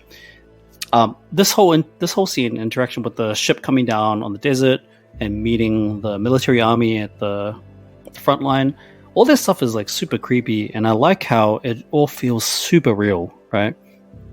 It all feels super real, like even Colonel Hardy? No. Yeah. Colonel Hardy, even his reaction when Feora comes out of the ship and towards him, like he's petrified, he's scared as shit. And this is a guy that's, at the top of the military game. So he's like the strongest, most confident person to represent the human race, right? And even him... But I like that he... Yeah, he still stood up to him. Stood up to her. And then Lois is the one... Yeah, that's Lois right. is the one who Because he volunteered still at the has that confidence, but I just like that there's a glimmer of... There's a slight moment where the reaction on his face was like, holy shit, an alien. That's pretty cool. On board the ship, Zod welcomes Clark, who for a few moments later collapses on the floor of the ship, seemingly unable to breathe. Although Lois is worried for him, Zod assures her that Clark's body is simply adjusting to the Kryptonian atmosphere aboard the ship. Clark passes out and finds himself in a dreamlike vision with the family's farm. Zod explains to Clark that after the destruction of Krypton, the portal of the Phantom Zone where they were trapped was open again. Utilizing the portal's Phantom Drive, they were able to transport themselves all across the galaxy, searching out the various planets which colonizing ships were sent. Their searches for a new planet provide unfruitful, as each of the colonists sent to these various planets was found to have perished.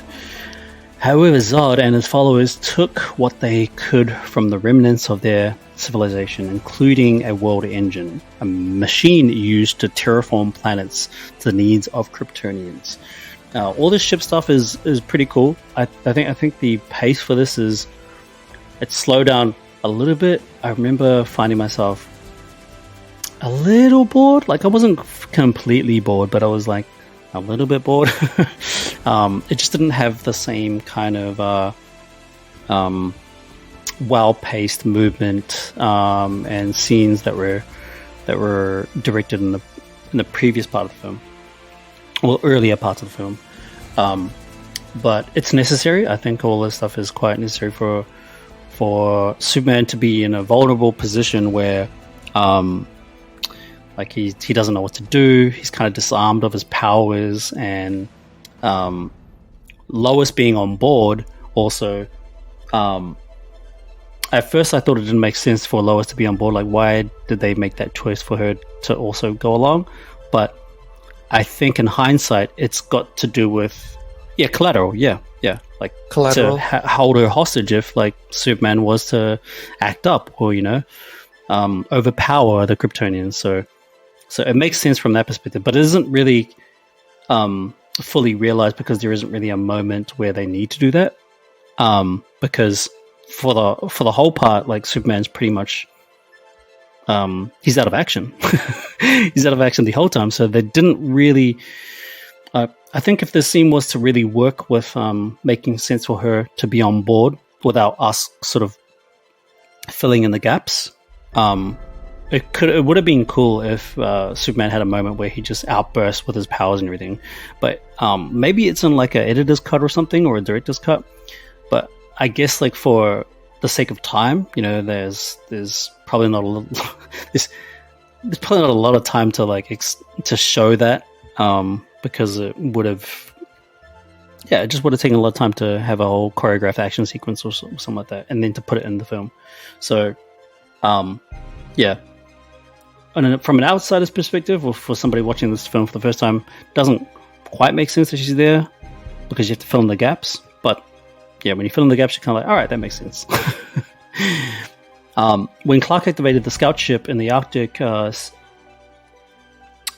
it sent out a signal which leads Zod and his officers to Earth.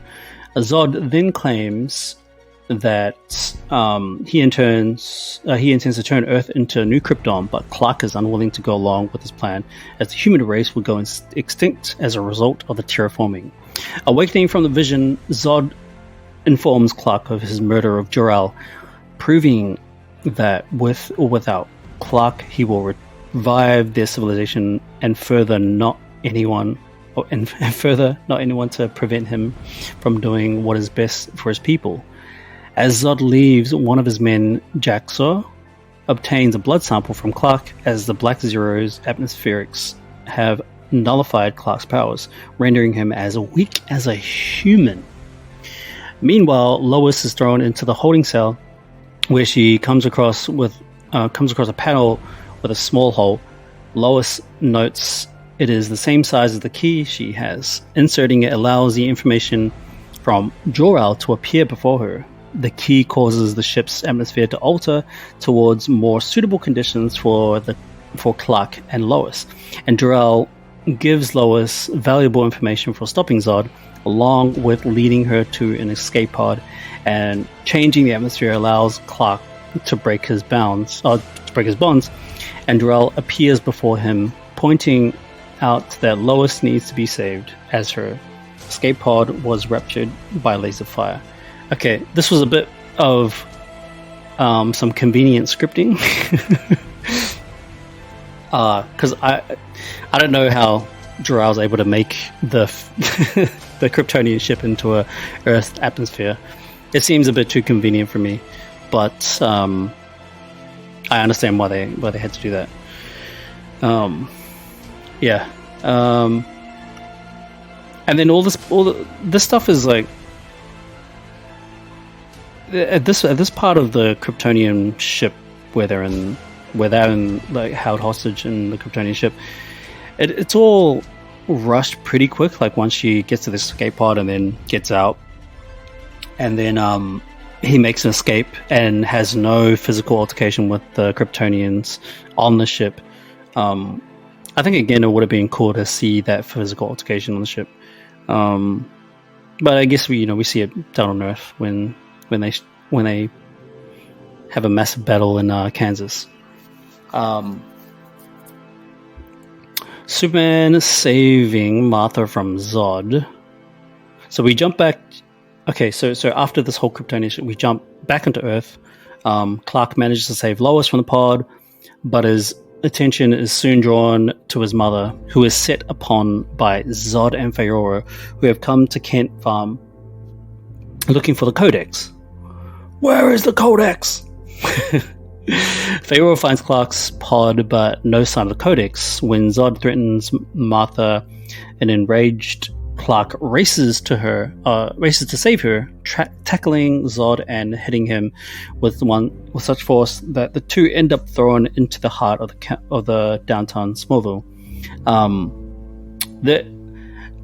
This whole scene with the ship coming down and Fayora and General Zod coming out of the ship and then threatening Martha. This is all such cool shit, and this is when we get into the really cool powers and the expression of the powers from all the Kryptonians, including Clark. The way Fayora like jumps into the barn, opens up the ship, jumps back out. It's like there's nothing there, and then Zod's like, oh, and then he grabs the truck. And why does he have to throw the truck into the house for? So mean. And then when Clark shows up, he's like, "You think you can threaten my mother?" He's angry, you know, and I think that's how somebody would behave as well, considering they don't have any fighting skills. Is like, it's very inexperienced. It's all brute force. So he's just using all his strength to try and take him down. Upon recovering, Zod's breather short circuits. Upon recovering, Zod's breather short circuits, and his body begins to adapt to the earthen. Is that a word? Earthen environment. As he suddenly gains X-ray vision, and his hearing begins to take in everything at once, just like Clark did when he gained his powers long ago. This is a piece of attention, a piece of detail. Attention to detail is that the Kryptonians are experiencing the same thing that Clark has experienced, and this was all set up in the beginning of when Clark is learning his powers through flashbacks. I thought this was great. The effect is debilitating to Zod as his senses overload and he is forced to retreat. Clark claims that his parents helped him hone his skills to control the sensory overload, but his assurance is thrown aside when a ship recovers the stunned Zod and Fayora and a larger Kryptonian, Nam-Ek, attempt to bring down Clark. It's like, Clark, man, you're just giving away all the secrets. You're literally telling him like what he needs to do by saying, my parents taught me how to hone my senses. It's a bit like, I don't know if I like that dialogue, to be honest. It's kind of weird that it would just say, oh yeah, this is what happened to me, so maybe you should try this as well. He's basically giving him tips, advice on like what he should do with his powers. Word of the alien presence in Smallville has reached the army, and Colonel Hardy approaches with helicopters and planes. Hardy claims that all three the aliens, including Clark, are hostile, and all form of weaponry is thrown at them. Though Fayora and Nam-Ek escape, Clark is able to change Hardy's mind when he saves the colonel along with several other soldiers. Clark returns to his ship to his mother, but also encounters Lois, who explains to him that Jor-El told her on the ship. This is pretty cool. Okay, so this whole scene, right, with Nam-Ek and Fayora, this is when we start to see all the crazy Dragon Ball Z action, awesome visual effects on all fronts. And then when Namek gets gets blasted by the missile and then like gets taken up, blasted by the missile and then falls into the lamppost, and then he kind of like shakes it off. He's like, shakes it off, and then he runs and he does like freaking triple jump, and then does a massive jump all the way to the jet, and then jumps on the nose of the jet and just like crushes like the pilot. It's when you look at when he crushes the pilot like turns into dust. It's kind of a weird, it's kind of like a weird choice. Mist. I guess he exploded. It would have been cool to see like blood or something, but it just looked like I think it just looked like gray mist or something. Fine mist. That was wild. And then he hits the plane away, and then other planes like coming in, and Fayora is just she's not standing there. Well, she was standing there, and then she flies into the explosion, and then goes to take out a jet, and then gets interrupted by Superman. Then they get into the IHOP. They land into the IHOP. Destruction everywhere, and then they have that cool dialogue sequence between the two of them. It's like, you're weak, unsure of yourself. She's a menace, man, and she's pretty villainous, man. I really like how she's portrayed here. She's like this evil witch that you don't want to mess with. And she seemingly has like she's got experience. I think just from these lines, you feel like she's been around for a long time, and she knows what's up. Though thorough and Namek, Clark is able to... Yes, okay, so back on his ship, Zod is informed of what happened to the Codex. It is discovered that Jor-El had it transplanted into Clark's cell, every little cell, making him the source to create a new Kryptonian life. When Zod is informed that Clark does not need to be taken alive to retrieve the Codex, he puts his plan into effect. Zod then launches the world engine. As it touched down near the South Indian Ocean, Zod's ship hovers over Metropolis using the Phantom Drive. Zod activates the world engine, which creates a link with the ship through the Earth, beginning the process of terraforming Earth, creating a stronger gravitational pull. The Earth causes massive destruction, flattening cars and shaking skyscrapers apart.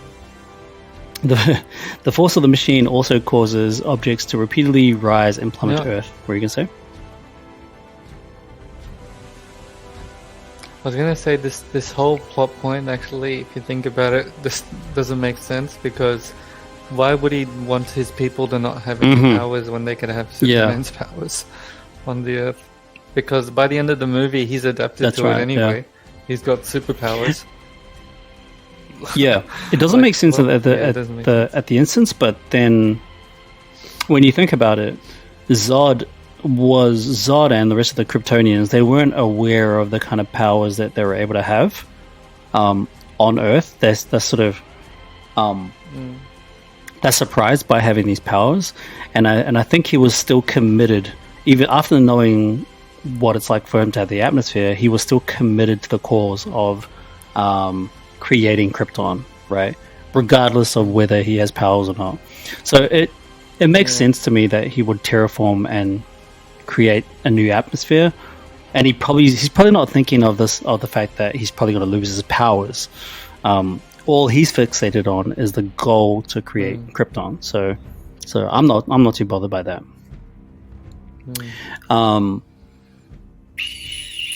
Well, meanwhile, Zod leaves his ship and heads for the ship. Clark found in the Arctic. On board the ship is a gestation chamber with many unborn fetuses.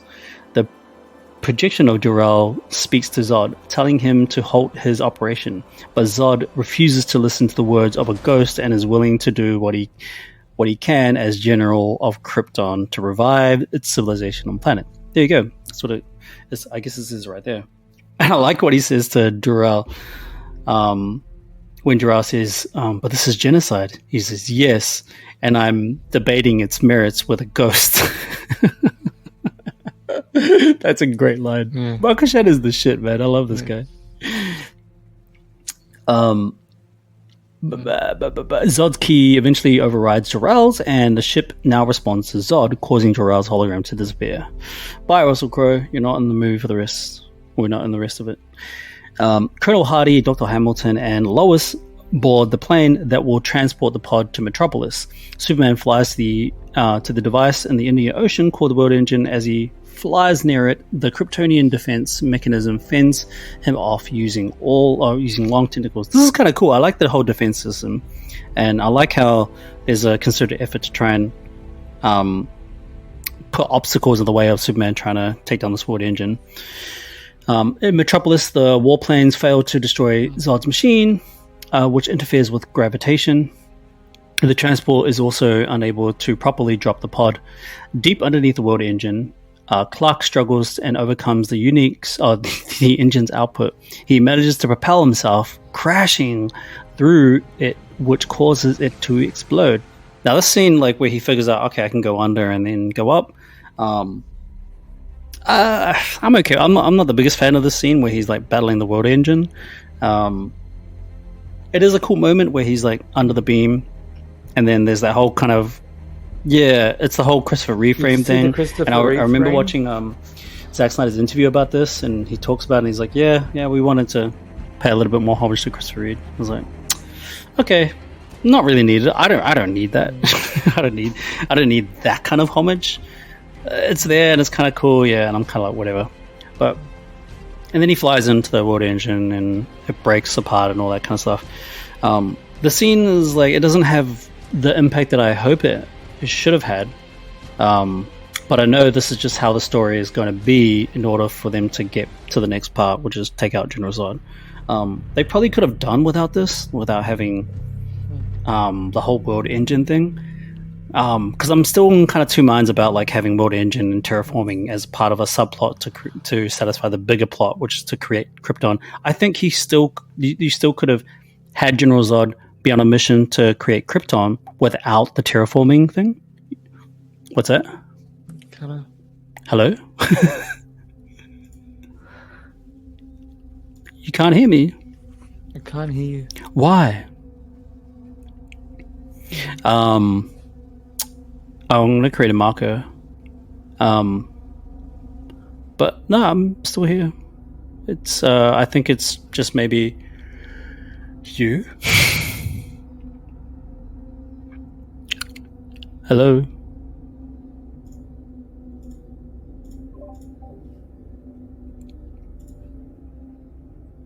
Okay, maybe it's like your internet or something.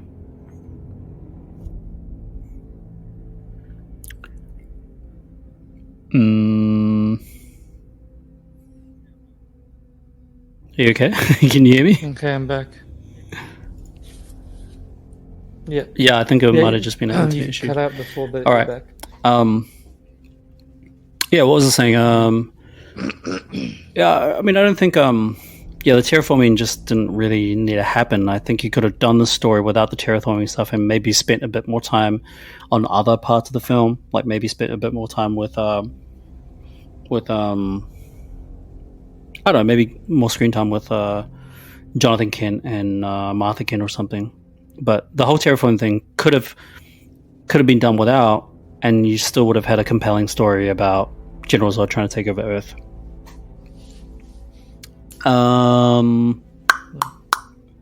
Zod quickly. Where are we? I keep losing where we are. Deep underneath the world engine. Okay, no. Zod quickly flew to Metropolis as he attempts to destroy the military plane. Superman swoops in and crashes into the ship's control panel. Zod demands that Clark let him complete his plan to revive Krypton. Krypton had its chance. I don't like that line, by the way. That's a cheesy line. Didn't it happen? I feel like Clark had the worst lines maybe in this film. Or maybe it's a bit of his delivery. I'm not sure. Yeah. Maybe it's a bit of his delivery. Yeah, I like how General Zod is he's so determined. You can feel the determination in his expression. That he's like, you're gonna destroy Krypton forever, and then he says Krypton had its chance. Then he uses heat vision. It's pretty brutal though, eh? Krypton had its chance. I wouldn't expect Superman to say that. It's a very, very brutal thing to say.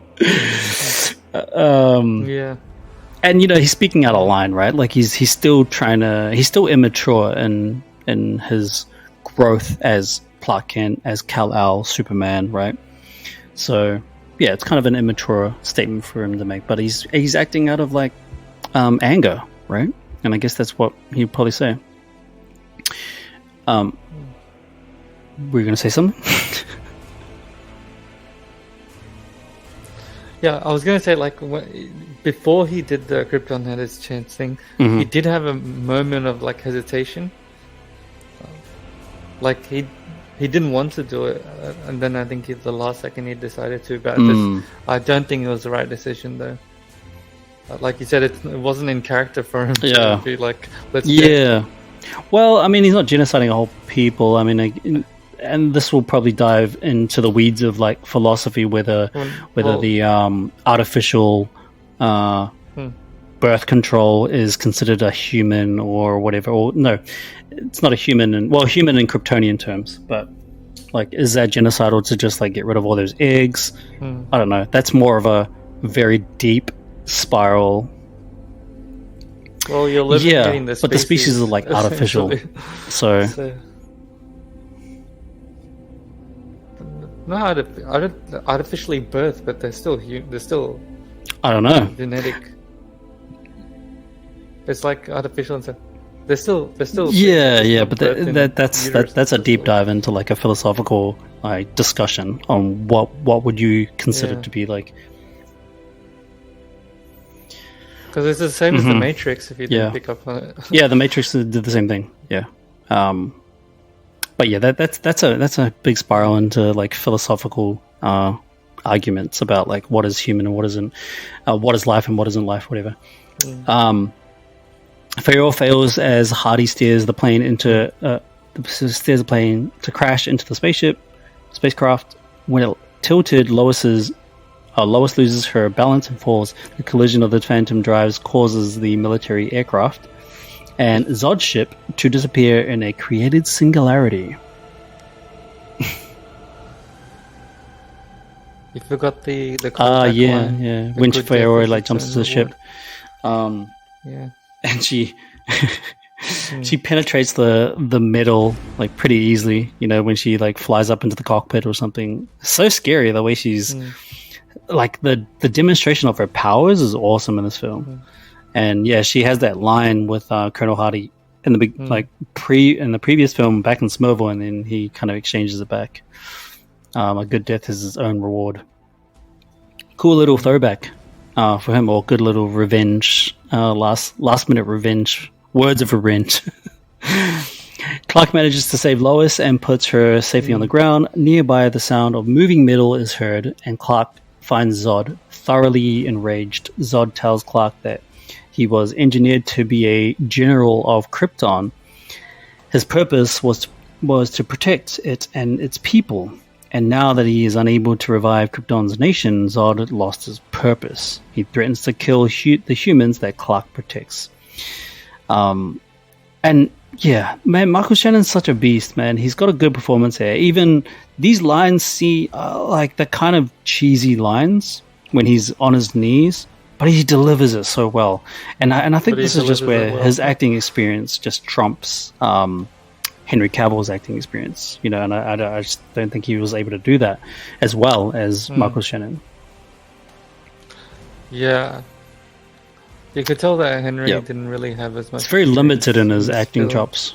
But like when Zod's having that breakdown, Henry's just giving this like yeah, he doesn't have a good response to it. He's just kind of like staring at him. Really like his acting is not great in this scene particularly. Zod duels Superman throughout Metropolis, smashing through buildings. During the fight, Zod adapts further to Earth's atmosphere, spawning heat vision and the ability for flight. In the train station, Zod activates heat vision, aiming at a trapped family. So before I get to this part, let's just talk about this briefly, about this destruction of Metropolis that happens. That was a huge controversy for a lot of people. It was a big kind of no-no for a lot of people. People were saying that this was the part of the movie that wasn't necessary and there was too much destruction and blah, blah, blah. After rewatching it last night, I had no issues with this whatsoever. I remember watching it and hearing criticisms about this scene long time ago, and I always thought to myself, oh yeah, I guess it is very, very long. But watching it last night, I didn't think it was long at all, this scene. The scene is probably like 3 minutes max. It's not that long at all. And I think it seems long for a lot of people because it is a lot of destruction. And it looks like he's like killed a lot of people, but I don't think they've actually killed a lot of people in any of the scene. If you watch it closely, like I don't think a lot of people die. Yeah, well, I think quite a lot do, but I think it's also necessary to show that kind of impact to godlike beings. Yeah, you can't sugarcoat that stuff. They battle things out. You can't sugarcoat that stuff. They have to have the stakes high. And there's going to be people that die due to collateral, but that's what it would be like if you had freaking Super Saiyans fighting in a city. There's arguments of like people saying, oh, but they could have done this in the desert or something like that. It's like, well, what part of the story... Yeah, exactly. That's another point. He doesn't know what he's doing. General Zod doesn't give a shit, and Clark has no idea how to fight. So he's doing his best to accomplish or, exterminate Zod. Well, not exterminate Zod, but he's trying his best to just get rid of this issue, and he doesn't know how to do it the best way he can. I mean, in other ways that people would expect him to do. So we get to this part where Zod is being held by the neck by Clark, spawning the heat vision, and And then he shouts, if you love these people so much, then you can mourn for them. And then the heat ray vision's happening, and it's getting closer and closer and closer to the family. Clark begs Zod to not kill them. What does Clark say? He's like, don't! Stop it!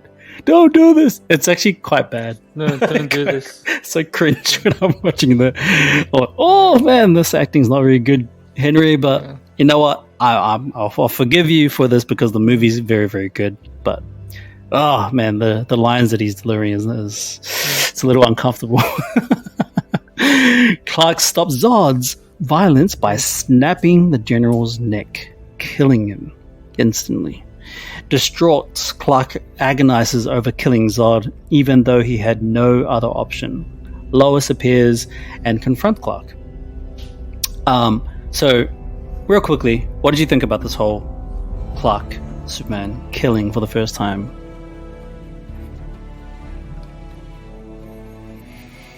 Well, technically, I don't think it was the first time. Like, if you go back through his history, but I think it was good because Jeremy Jahns put it well. It showed that if he didn't do it, it would show that he lacked the conviction to do what was necessary. Because at this stage, he wouldn't know any other way to stop Zod. And if he's just going to keep that's a good point. People, what else can he do? I'm of the side that I think it was necessary for him to do that, and I think it was a good choice. And it was a smart choice for Zack to do that because the story up until this point is that he's uncertain. He's discovering. He's researching his origins. He doesn't know anything about how to utilize his powers correctly. And it's like what Feyre was saying. You're uncertain, right? Everything was leading up to this moment where he was going to be caught in a situation where he's backed up in the corner, where he cannot do anything other than snap his neck. So it makes a lot of sense. But I understand people's arguments with this, saying that, well, like Zack and David and Chris didn't have to do it. Oh, actually, I don't even think Chris was on board with this either. I think most of like the popular people in that world of film producers and film writers and directors were saying that it wasn't quite necessary. And I think even like a comic book writer said something like that. Like Mark Miller or someone. Jeff Johns. Jeff Johns. I think he said something like they didn't have to write a scene where Clark ends up snapping the neck of General Zod. But I don't think any of their arguments are very strong. I think what they've done in this film is perfect, and eventually leading to that. Mm-hmm. And it's a big sacrifice for him as well. Yep. Because it's clearly something he didn't want to do. And that kind of establishes like a big milestone. Maybe this is what kind of establishes his no killing. That's right. That's right. It's a big character development for him as well, because now he's gonna the way that it's gonna shape him in the future is gonna mean more. And any time that he goes to do heroic saves, any time that he goes to do anything heroic, his belief system starts to get shaped a lot better. I'm totally on board with this. Later, Swanwick and Major Carrie Farris find Superman downing a drone. Superman claims that he knows they had sent it from his home on Earth. He wants the search to stop. He pledges to fight for the security of Earth. Yeah. Carrie Farris is Green that's Lantern. Right. Doesn't she have a comic character as well? It's like Star something. Star Lady or something? Star Girl? Starfire. Yeah, I think it's Starfire. Yeah. Clark then returns to Smallville, where he and Martha visit Jonathan's grave. Clark states that he wishes his father could have seen his actions. Martha Kent says he did. When she asks that Clark intends to do now, he explains that he'll get a job where he will be updated on the threats and the troubles around the world. That makes sense. It's the right kind of job to be in, so then he knows how to keep his ear on the ground, I guess. And I like this moment that they have with the flashback. You know, like I said before, we're at this moment now where it's nice moment between Clark and Jonathan. And this flashback is, and the music's kicking in with the nice piano. And this flashback is not like all the other flashbacks. This flashback, the way it's color graded, it's like sepia, or it's like light sepia, high contrast. And I think this was deliberate to show that this was a very important moment for Clark and his father. So, really good detailing there. Clark travels to the Daily Planet building and is introduced to Lois by Perry Lane. Lois pretending to... Perry White. Perry White. Where'd I get Perry Lane from? Lois pretending not to know Clark, jokingly welcomes him to the planet. I thought this was a good line. I really enjoyed that line. Very good line. Yeah. And double meaning. And I like Amy Adams. I like her performance in this whole movie. She's great. And her delivery of this line is really cool. Her reaction, it's kind of like, I know who you are, but we're going to go along with it. And it's a little bit ridiculous because I think your disguise is ridiculous. And then he says, glad to be here, Lois. And amused Clark retorts, showing he knows her. And wow, that is the end of the Man of Steel plot.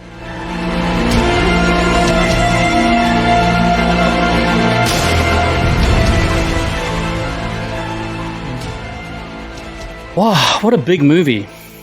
What a very big movie. Was there anything else that stood out to you going through the plot here? No, it was serviceable. The plot's not like the most intricate thing, but then it didn't need to be. It served its purpose. Yep. It did. These other criticisms I hear about the film saying that the story is convoluted. I'm like, man, you guys are drunk or something, or high, smoking something, because the story is not convoluted at all. If anything, there are parts where they could have shaved off. Like I said earlier on, I think they could have done without the whole world engine thing. They could have achieved a very, very good story, compelling villainous story without having the world engine stuff and that kind of science. There's some pretty poor dialogue, as we identified in the plot, and they could have chopped some of that kind of stuff away as well. Some of the Kryptonian spaceship stuff, they could have chopped some of that away maybe, and just give us a cool action scene in space. That would have been cool. Just spend 5 minutes on an action scene, get rid of the whole Lois Lane in there and blah blah blah. Just do a cool action scene in there. I think that would have been cool. But yeah, man, big movie. I like that it was 2 hours and 23 minutes, but I would have enjoyed this to be 2 hours and 45 minutes. But maybe that's just me being biased of wanting to eat up more of this Zack Snyder vision of Superman. I wish he had a director's cut for this, like he did for BVS. Yeah, I know, right? Yeah, that would have been awesome. I would have watched that whole thing, man. Give me 6 hours, man. I don't care. Yeah. So real quickly, I just want to go through some of these facts here. Before landing the role of Clark Kent in Man of Steel, Henry Cavill missed out on the same role during the audition process for Superman Returns. Did you know that? Yeah, there you go. Technically, he auditioned for a different Superman project that was eventually retooled. I don't know what that is. Retooled into Superman Returns. Before Zack Snyder was hired to direct Man of Steel, the job was offered to Ben Affleck, who was hot off the Best Picture win for his acclaimed directorial effort, Argo. I like that movie, Argo. However, he turned down the offer because he had never made a movie with so many visual effects shots. That was the reason why he turned it down? Interesting. One of the most glaring omissions for Superman's costume in the Man of Steel is his red trunks. His whole suit is blue, which is at odds with the traditional design. Apparently, Zack Snyder wanted to keep the red trunks, but the visual team drew up 1,500 designs, and the red trunks didn't look right on any one of them. So he decided to cut them. That's interesting, hey? Did you know that? I guess you know all No, these I didn't facts, know right? that. I'm saying that was interesting. Yeah. Oh, right. Okay. Um, yeah, I think that decision to not have the red trunks was perfect. And that's actually the way the New 52 Superman is as well, without the red trunks. And I think the New 52 came out after. Did it come out after Man of Steel? Yeah. I think it is. Maybe Man of Steel inspired New 52. According to Man of Steel's editor, David Brenner, the first cut of the movie was 3.5 hours long. Where is that? I want that. Yeah, same. Wow, the final cut is 143 minutes long, more than an hour shorter than its initial runtime. So the movie had to undergo some difficult cuts. Man, okay, I'm going to say this now. I predict that in that cut, there is an action scene in space, like how I said before. Maybe there is, because it seems a little odd that the only thing that Superman does in that space sequence is break the chains and get out of the ship. He doesn't do anything else other than that. I reckon there is some cut there that where he does have physical altercation with other Kryptonians in that ship. Yeah, even with the fight with Zod when they break the Wayne satellite, that was just they could have done more out there. They could have done more out there, yeah. Yeah, that was super quick. It was just in and out. It almost felt like a... That's right. It felt like a scene that was written just so they could show that Bruce Wayne exists in the universe. When Zack Snyder and Hans Zimmer were working on the score for Man of Steel, I know this fact as well, actually. This is really cool. They needed some drums for one track and decided to assemble a team who they considered to be the world's greatest drummers. You seen that scene? There's a BTS footage on YouTube. I think I've seen it on my Blu-ray, where he assembles I think it's 12 drummers. One of them's Pharrell. One of them's Jonathan, what is it? Jonathan Moffat or something, who was the drummer for Michael Jackson. Junkie XL. I think that's how he started collaborating with Zack Snyder eventually, because he was one of the drummers for this as well. But yeah, it's a whole room of drummers that all created that drum sound that you hear in the theme song. Dun, dun, dun, dun, dun, dun, dun, dun. Yeah, it's like the world's best drummers. How cool is that? What a privilege it would have been for them as well. I think a lot of them would have been honored to do the new Superman theme, because they're probably thinking they're going to be embedded in the history books, maybe the same way that John Williams has done with the score. Far and away, the most controversial scene in Man of Steel, and maybe in any comic book movie ever, is when Superman breaks General Zod's neck, killing him.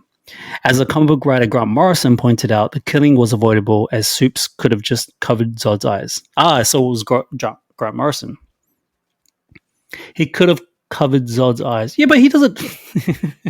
I don't know if I would even accept that, even from the great Grant Morrison himself. Superman could have covered his eyes with his hands. I suppose so, but I don't think Superman's thinking that at that point. I don't think he's thinking, I'll just cover his eyes with my hand. That would have made sense either, because he knows it's painful for him to do the heat vision, right? It's a painful thing. So why would he even think that covering his eyes would be any different? Yeah. Anyway, that is the plot. That is the facts. We're getting to the very end of this podcast, which is pretty much now. We've gone pretty long, and I think it's been a very fruitful podcast review and recap. Let's begin to finish this off by rounding out. What is your out of 10 rating for Man of Steel? My biased rating is 10, but my more realistic one, without the rose-colored glasses, might be, in the words of George Costanza, 7. 7. Okay, should I put 7 there? Actually, no, 7 there. No, that's 7 out of 10. That's a bit harsh. I just was, let's make it a 8.5. 8.5. Right on. And for me, I'm giving this movie a 9 out of 10. So that puts us at a Actually, nice... make me a 9 too. Make me a 9 too. You're a 9 as well. All right on. Okay. 9. So we've got 2 9 out of 10s, folks. And that is Man of Steel by the great Zack Snyder. Any last words?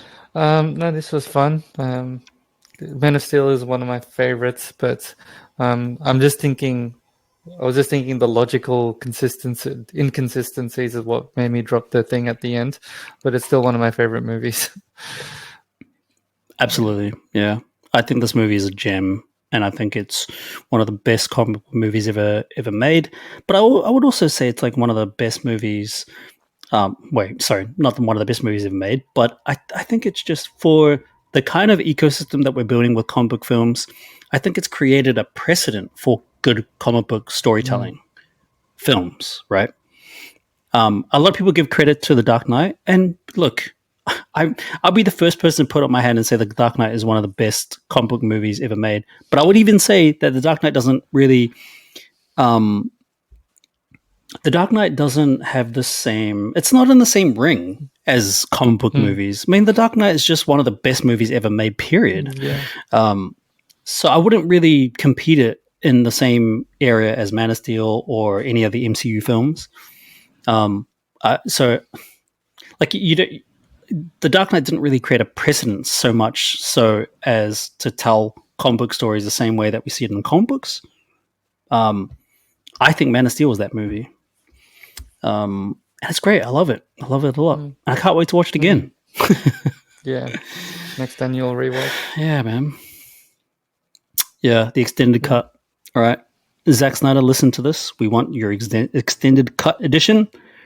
We demand it the same way. Let's start a fan campaign the same way that we've done with the Zack Snyder cut. Snyder cut for Man of Steel. Release the Snyder cut of Man of Steel. That'll be awesome. But man, good having you on the podcast again, man. Appreciate you having you. This was fun. Yeah, man. It was fun, man. It's fun. Keep up the enthusiasm with Superman and films in general.